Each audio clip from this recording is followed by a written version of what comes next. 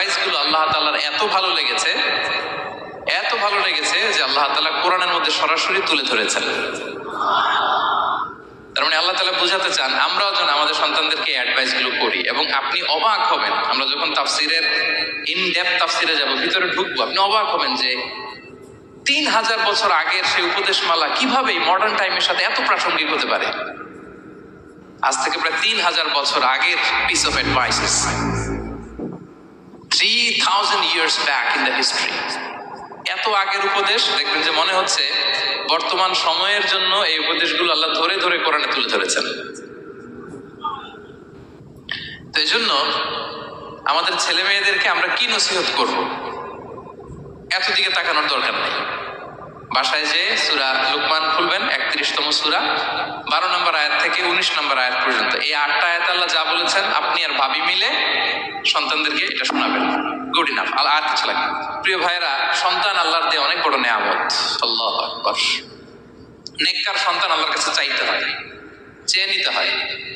নবীরা দোয়া করেছেন, রব্বি হাবলি মিনাস সলিহিন, আল্লাহ নেককার সন্তান দেন,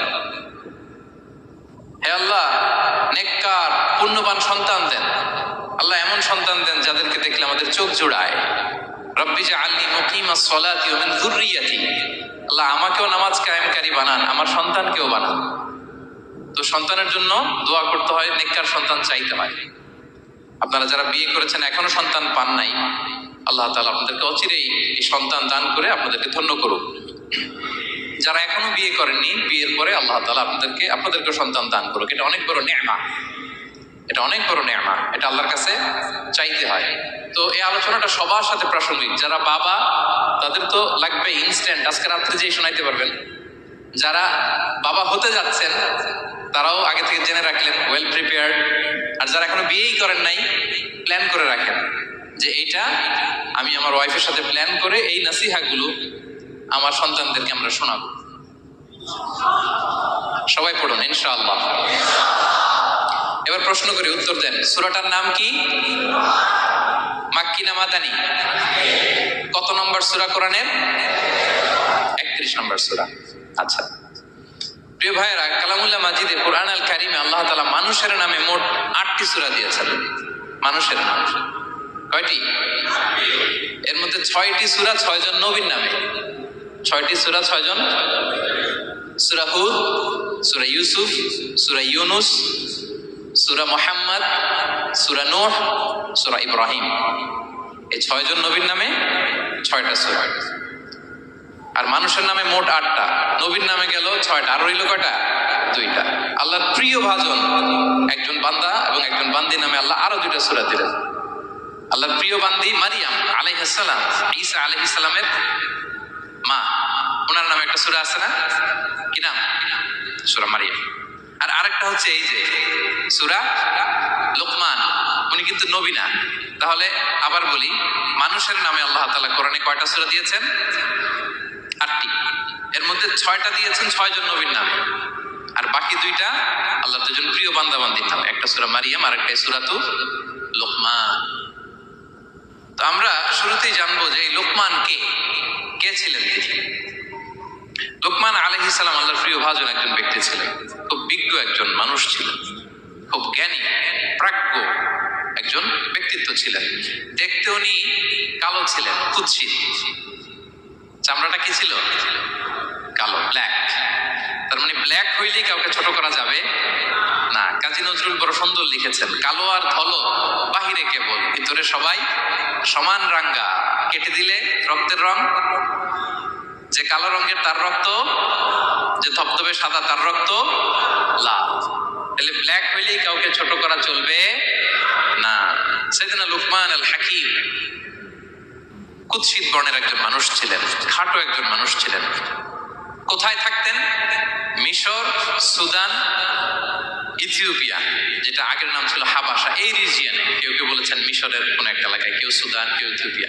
রিজিয়নটা কাছাকাছি। কি করতেন? কোন কোন মুফাসসির বলেন তিনি দর্জি ছিলেন, দর্জি। কেউ কেউ বলেন তিনি ছিলেন কানা নাজ্জার, নাজ্জার মানে কাঠমিস্ত্রি ছিলেন। আবার কোন কোন মুফাসসির বলেন তিনি ছিলেন রাইল গানাম, মেষ পালক। বেশিরভাগ তাফসিরে এসেছে তিনি মেষ পালক ছিলেন। ছাগল চড়াতেন, যেটা নবীদের পেশা ছিল, দায়িত্ব ছিল, ওনারা ছাগল চড়াতেন শুরুর দিকে। তো লোকমান হাকিম তিনিও ছাগল চড়াতেন এবং তিনি দাস ছিলেন, মুক্ত জীবন তার ছিল না।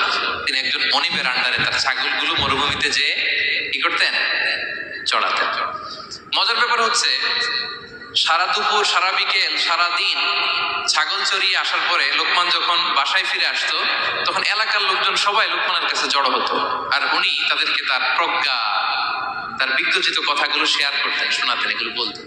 এগুলো দেখে লোকমানের মালিক অবাক, কিরে, আমার কাছে এলাকার কেউ আসে না, কিন্তু আমার দাস দেখতে কুৎসিত কালো, এই লোকমানের কাছে সবাই এসে ঘিরে থাকে, কি ওর কাছে কি পায়, কি আছে ওর কাছে? তো শ্রোতাদের কয়েকজনকে ডেকে বলল, ঘটনা কি? তোমরা সবাই লোকমান সন্ধ্যাবেলায় ফিরে আসলে তার পাশে জড়ো হও কেন, কি পাও? তো তারা বললো, আপনার দাস লোকমান, এটা সে সাধারণ কোনো মানুষ নয়, সে অসাধারণ মানুষ। সে এমন কথা বলে, এগুলো শুনলে জীবন পাল্টে যায়। সুবহানাল্লাহ। মালিক বলে, ঘটনা কি? আমি ওর মালিক, কই কোনোদিন তো এরকম ওর সাথে কোনো কনভারসেশনে যাই নাই, কথা হয় নাই, আমি তো শুনি নাই, দেখি আজকে চেক করে দেখি কি ওর এত বিজ্ঞতা, এত জ্ঞান, এত প্রাজ্ঞতা কিসের দেখি। তো আজকে সন্ধ্যাবেলায় ফিরছে, উনি বলতেছি, ইয়া লোকমান, ইযবাহ লানা শাতান, একটা ছাগল জবাই করো, ওয়া আখরিজ মিনহা আতিয়াবা মুদগাতাইন, এবার এই ছাগলের সবচেয়ে শ্রেষ্ঠ দুইটা অঙ্গ কেটে নিয়ে আসো, যাও। ফাআখরাজাল লিসান ওয়াল কলব, লোকমান যে ছাগল জবাই করে, ছাগলের জিহ্বাটা আর কলব, হার্ট, এই দুইটা কেটে নিয়ে আসে, বলছে এই দুইটা শ্রেষ্ঠ। বলছে আচ্ছা ঠিক আছে। মালিক আবার বললো, ওয়াযবাহ লানা শাতান উখরা ইয়া লোকমান, যাও আরেকটা জবাই করো, ওয়া আখরিজ মিনহা আখবাসা মুদগাতাইন, এবার সবচেয়ে নিকৃষ্ট দুইটা অঙ্গ ছাগলের কেটে নিয়ে আসো, যাও দেখি। ফাআখরাজাল লিসান ওয়াল কলব, সে আরেকটা ছাগল জবাই করে আবার জিহ্বা আর হার্ট, কলব কেটে নিয়ে আসছে, বলছে এই যে এটা সবচেয়ে নিকৃষ্ট। তো মালিক বলে, মা হাযা ইয়া লোকমান, মা লাকা ইয়া লোকমান, ঘটনা কি লোকমান? শ্রেষ্ঠ দুটো অঙ্গ কাটতে বললাম, জিহ্বার কলিজা হৃদয় কেটে নিয়ে আসলাম, বললাম সবচেয়ে নিকৃষ্ট দুটো অঙ্গ কাটো, আবার জিহ্বার এটা কেটে নিয়ে আসলাম। তো লোকমান বলতেছে, জিহ্বা আর হৃদয় যদি শ্রেষ্ঠ হয়, কলব যদি শ্রেষ্ঠ হয়, এর চেয়ে শ্রেষ্ঠ অঙ্গ আর হতে পারে না। আর জিহ্বা আর কলব যদি খারাপ হয়, মানুষের মুখ আর হৃদয় যদি খারাপ হয়, এর চেয়ে নিকৃষ্ট অঙ্গ আর হতে পারে না। সে তো অবাক, তাই তো? সে চিন্তা করে দেখে, তাই তো, এই মুখ দিয়ে মানুষ ভালো কথা বলে, সত্যের পায়গাম পৌঁছায়, মানুষের কল্যাণের জন্য ডাকে, জিকির করে, তাসবিহ পড়ে, কোরআন তেলাওয়াত করে, তখন তো এই জিহ্বা শ্রেষ্ঠ। আবার এই জিহ্বা দিয়ে যখন সে সমালোচনা করে, গীবত করে, শেখায়াত করে, অন্যকে গালি দেয়, কটু কথা বলে, তখন তো এই জিহ্বাটাই নিকৃষ্ট, ঠিক কিনা? আবার এই হৃদয় দিয়ে, এখানে সিনায় যখন আল্লাহর জিকির বসায়, এই হৃদয় দিয়ে মানুষের কল্যাণের কথা চিন্তা করে, সত্যের কথা চিন্তা করে, তখন তো এটা সবচেয়ে ভালো। আবার এই হৃদয়ে যদি অন্যের ব্যাপারে হিংসা পুষে রাখে, এই হৃদয়ে যদি সে নিজের ব্যাপারে হাই স্টিম, অহংকার পুষে রাখে, তাইলে হৃদয়ের চেয়ে খারাপ অহংকার হতে পারে? মালিক অবাক হয়ে গেল, তাই তো লোকমান, আসলেই তুমি অনেক প্রাজ্ঞ, অনেক বিজ্ঞ, যাও, তোমাকে আমি আর এই বন্দিত্বের মধ্যে আটকে রাখতে চাই না, তোমাকে আমি এই ভালো কথাগুলো গণমানুষের কাছে পৌঁছে দেওয়ার জন্য আজ থেকে তোমাকে লোকমান আমি আজাদ করে দিলাম। মুক্ত জীবন পেয়ে মুক্ত বিহঙ্গের মতো তিনি উড়ে বেড়াতে লাগলেন, আর মানুষের কাছে তার এই প্রাজ্ঞ বিজ্ঞচিত কথাগুলো তিনি ছড়াতে লাগলেন। তো তিনি তার সন্তানকে ডেকে বলেছিলেন, কিছু উপদেশ দিয়েছিলেন ডেকে, যে বাবা এটা করো, এটা করো, এটা করো, এটা করো না।